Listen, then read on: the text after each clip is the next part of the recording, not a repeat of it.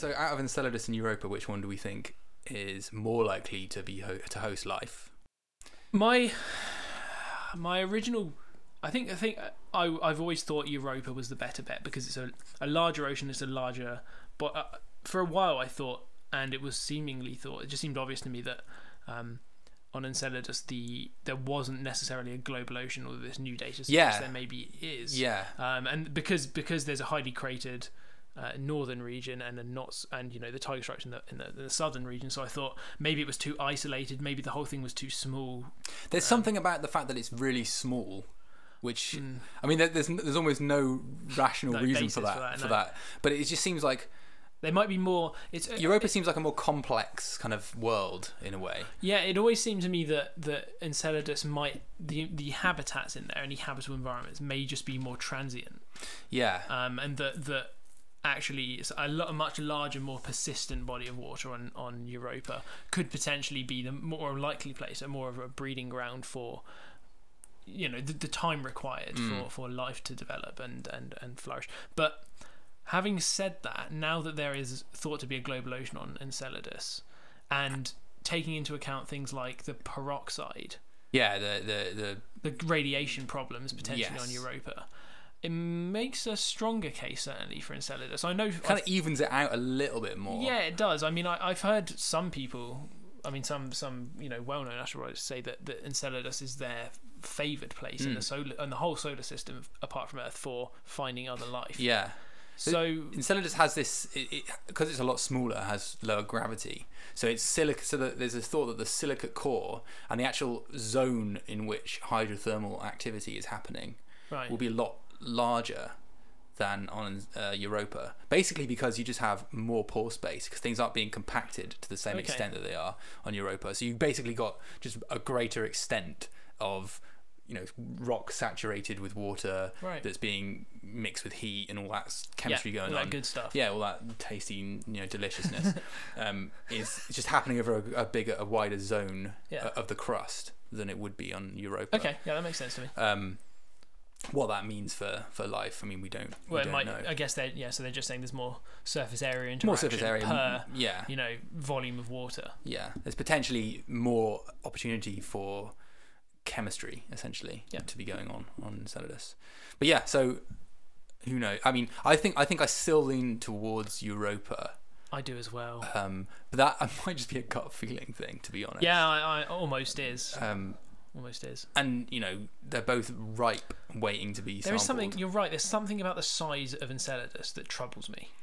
Yeah, it's like, how can you have a really complex world that's that small? I mean, if you put Enceladus next to the UK, it's about it doesn't even stretch from Edinburgh to London. It's about that kind of distance. It's not even from the top to the bottom.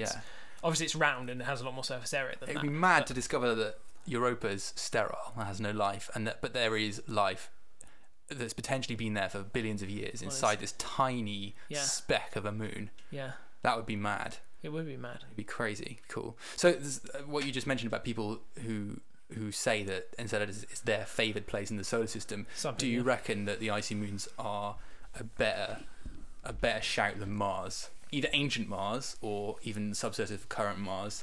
Where do you think is a more likely place to find life? If I was going to put my bets on, I think my favoured place for developing life in the solar system outside Earth would probably be early Mars. Yeah, I'd agree. Early Mars. Modern Mars, it's getting a bit more sketchy. Deep subsurface. I mean, if there was life once on Mars, I mean, it's perfectly reasonable that it's still in the deep subsurface. Yes. It's not perfectly reasonable, but it's possible. Yeah, absolutely possible. There's no real reason why it shouldn't be in the deep subsurface still, unless there's no water. The water's frozen or the aquifers no longer turn over in the same way because the geothermal it's died off geothermally really. Mars, so it may have just ground to a halt essentially, and all the systems, including life, a system of that planet has just stopped functioning. Yeah, who knows? Yeah, but early Mars, probably because it was so similar to the early Earth. That's what. And also, it's not trivial that we know that material has been transferred between the two planets. Like that is something to obviously consider there. Yeah. They're close by each other. We know that life got started on Earth. We know that Mars was habitable at that time. We know that material can be transferred between them.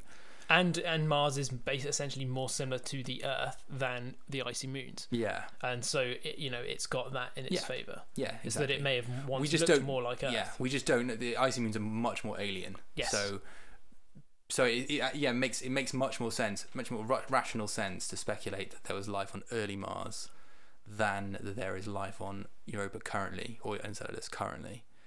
Purely based on the fact of what our examples of knowing life are, that maybe that it's more similar. Having said that, I mean, there's maybe more of an opportunity for hydrothermal origin of life type environments on the icy moons than there is on Mars, perhaps in its early days. Maybe.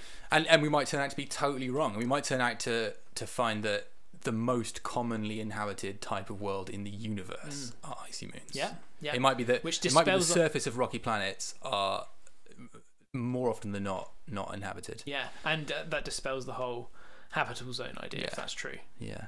The zone where liquid water is supposed to exist. That doesn't really apply to... it doesn't necessarily mean that there's going to be life there. No, the habitable zone doesn't. I just mean the idea that we should be looking in the habitable zone for planets. Yeah. Which would contain life, or planets or moons or whatever, bodies that would contain life. So, that icy moons aren't included really in that habitable zone idea. No. So, who knows? Probably can't get complex life, though, I still think. Yes. I don't think even after a very long period of time of a subsistent biosphere, there's just not enough input of energy. Yeah, probably not. Probably not. Doesn't seem to be. So the whole habitable zone around a star thing is still going to be really crucial, probably, to the development of complex life in a biosphere like we see here. Probably. That's not. Everything has to be just we're speculating based on as we always say, we've got one example. It's Earth. We can only use that. We can guess, that there are other weird types of life that are made of lava creatures or whatever. That's not going to happen.